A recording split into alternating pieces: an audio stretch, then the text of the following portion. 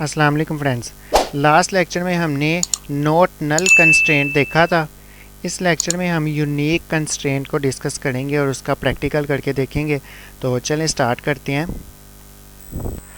हमारे पास यूनिक का कंस्ट्रेंट है, हमें इसकी ज़रूरत इसलिए पड़ती है कि बाज़ औक़ात हमारे पास कुछ ऐसा डाटा होता है जिसमें हम चाहते हैं कि यहाँ पे रिपीटेशन ना हो। ठीक है, मतलब कि हम देखते हैं हमारे पास कुछ ऐसी जॉब्स हैं जिसमें सिर्फ एक एक पोस्ट खाली है। ठीक है, तो हम क्या करते हैं, हम वहाँ पे यूनिक कंस्ट्रेंट लगा देते हैं कि हर जो जो अप्लाई कर रहे हैं एम्प्लॉय, ठीक है, तो अगर एक हमारे पास मैनेजर आ जाते हैं तो दूसरा मैनेजर ना आए, अगर एक क्लर्क आ जाते तो सेकंड जो है वो क्लर्क ना हो।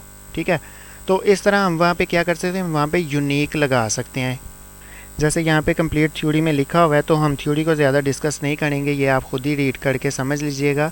जो मतलब समझाने वाली बात है, जो कॉन्सेप्ट है वो सारा हम डिस्कस कर लेंगे, तो थ्योरी तो आप ख़ुद ही कर सकते हैं, इसलिए हम ज़्यादा फोकस प्रैक्टिकली पर ही करेंगे।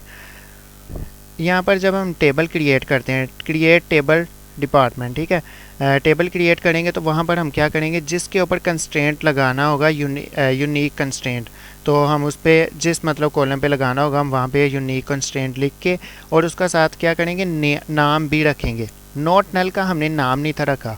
ठीक है, नोट नल जब हमने कंस्ट्रेंट लगाया वहाँ पे कोई भी नाम नहीं था लिखा, लेकिन यहाँ पर ये जो कंस्ट्रेंट यूनिक है, यूनिक कंस्ट्रेंट है, इसका हमने बाकायदा नाम लिखना होता है। जैसे यहाँ पे डिपार्टमेंट डी नेम यूके, ठीक है, ख़ुद ही मतलब हम अपनी मर्ज़ी से कोई भी नाम रख सकते हैं, ज़रूरी नहीं है कि यही रखें, आपकी अपनी मर्ज़ी है, जो मर्ज़ी नाम रखें। तो चलें SSMS पे इसका प्रैक्टिकल करके देखते हैं, तो वहाँ पे ज़्यादा इसकी बात डिस्कस करके समझ लेंगे। तो चलते हैं SSMS पे। ये लास्ट वही जो हमने नोट नल का कंस्ट्रेंट लगाया था। एक काम करते हैं, जो लास्ट हमने टेबल क्रिएट किए थे उसी को मैं कर लेता हूँ कॉपी एंड और इसमें हम क्या करते हैं, हम नोट नल का कंस्ट्रेंट जो है इसे ख़त्म कर देते हैं और इसी तरह बाकी इसमें भी एंड EMP यहाँ काम करते हैं, हम इसे ख़त्म करते हैं। ये जो हमारे ओल्ड टेबल बने थे ना, हम उनको पहले डिलीट कर देते हैं। हमारे पास EMP का टेबल था, EMP के टेबल को हम ड्रॉप करते हैं क्योंकि अभी हमें उसकी ज़रूरत नहीं है। अब हमें ज़रूरत है जो कि न्यू कंस्ट्रेंट हमने लगाना है यूनिक का, तो जिसमें नोट नल के कंस्ट्रेंट लगाए हुए थे हम उनको डिलीट कर देते हैं। तो ये दोनों टेबल जो है मैंने ड्रॉप कर दिए हैं, ड्रॉप मतलब डिलीट कर दिए हैं। अब हम क्या करते हैं, हम न्यू टेबल क्रिएट करते हैं, जो कि मैंने क्यूरी कॉपी की हुई थी उसी को पेस्ट करके दैन मैं इसमें से नोट नल सारे हटा देता हूँ कि अब हमने कंस्ट्रेंट नोट नल का नहीं लगाना, हमने यूनिक का लगाना है। तो एक तो हम रखते हैं किसी भी कंस्ट्रेंट के बगैर और दूसरा मैं इसी को कॉपी पेस्ट करता हूँ और यहाँ पे मैं करता हूँ EMPE एंड यहाँ पर कंस्ट्रेंट लगाते हैं। सबसे पहले हम ना ये जो इंट ID है ना, यहाँ ID पे बाद में लगाएंगे, पहले नेम पे लगाते हैं। ठीक है, आप उस पर भी लगा सकते हैं, ज़रूरी नहीं है कि मैंने ID को छोड़ दिया, मैंने कहा मैंने उस पर लगाना, नेम पे लगाना है। मैं बेसिकली आपको जो हमारे पास स्ट्रिंग टाइप वैल्यूज़ है ना उनके ऊपर लगा के दिखा रहा हूँ, ताकि आप ये ना सोचें कि शायद ये इंटीजर पे ये लगते हैं, स्ट्रिंग टाइप पे नहीं लगते। तो इसलिए मैं डायरेक्ट स्ट्रिंग टाइप जो वैल्यूज़ है वहाँ पे आया हूँ कंस्ट्रेंट लगाने के लिए, तो इंटीजर पे भी लगा के देखेंगे। तो सबसे पहले हम लिखेंगे कंस्ट्रेंट। ठीक है, हम कंस्ट्रेंट लगाना चाहते हैं तो हम लिखेंगे कंस्ट्रेंट एंड यहाँ पे कोई भी नाम रख सकते हैं। ठीक है, तो मैं क्या करता हूँ, यूनी EM, ठीक है, यहाँ नेम लिख देता हूँ, यूनी नेम, मतलब इसको शॉर्ट फॉर्म में यूनिक नेम आप कह सकते हैं। और यहाँ पर हमने कंस्ट्रेंट कौन सा लगाना है, हम लगाना चाहते हैं यूनिक कंस्ट्रेंट। ठीक है, तो ये यूनिक लिख देंगे एंड मैं इसे इसे करते हैं हम एग्जीक्यूट और ये हमारा सेकंड टेबल भी क्रिएट हो चुका है। लेकिन यहाँ पर इसे रिफ़्रेश करते हैं ताकि हमारे दोनों टेबल शो हो जाएं। यहाँ पर एक्सपेंड करते हैं तो हमारे पास EMP and EMPE and EMP हमने क्रिएट नहीं किया। ठीक है, EMP का भी हम क्रिएट कर लेते हैं।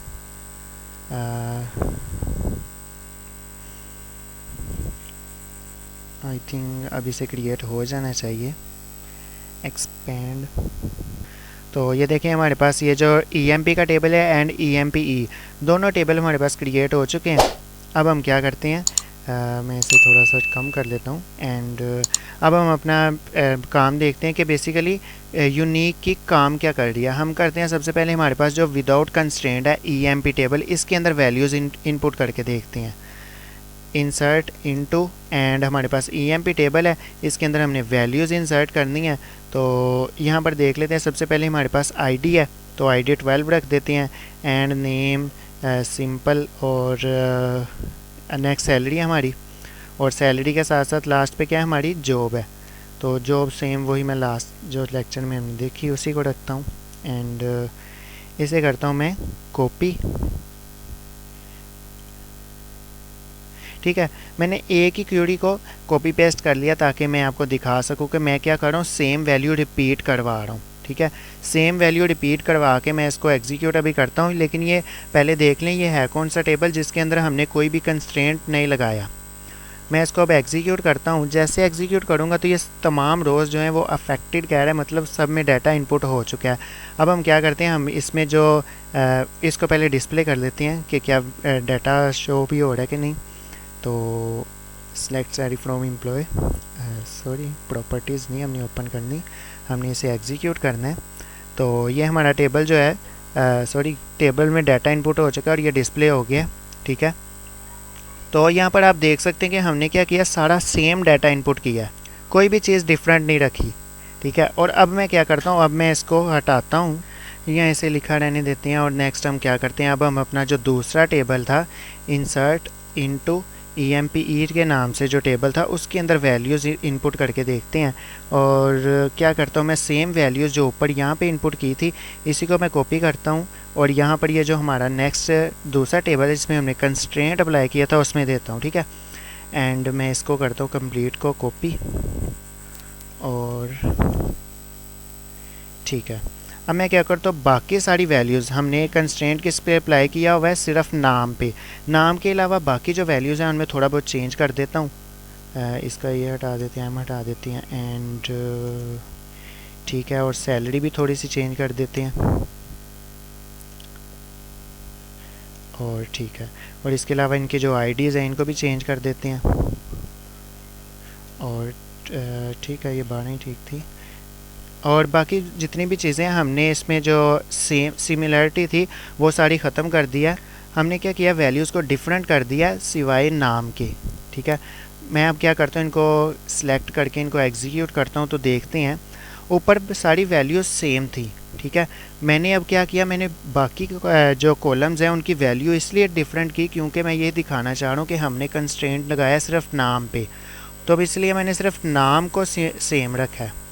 तो मैं इसको एग्जीक्यूट करता हूँ। जैसे एग्जीक्यूट करूँगा तो ये 1 रो अफेक्टेड के फर्स्ट रो जो है उसका तो डाटा इनपुट कर लिया लेकिन बाकी नहीं करवा रहा। क्या कह रहा है, वायोलेशन ऑफ यूनिक की, कि अब यूनिक की कंस्ट्रेंट जो है ना उसकी वायोलेशन कर रहे हैं।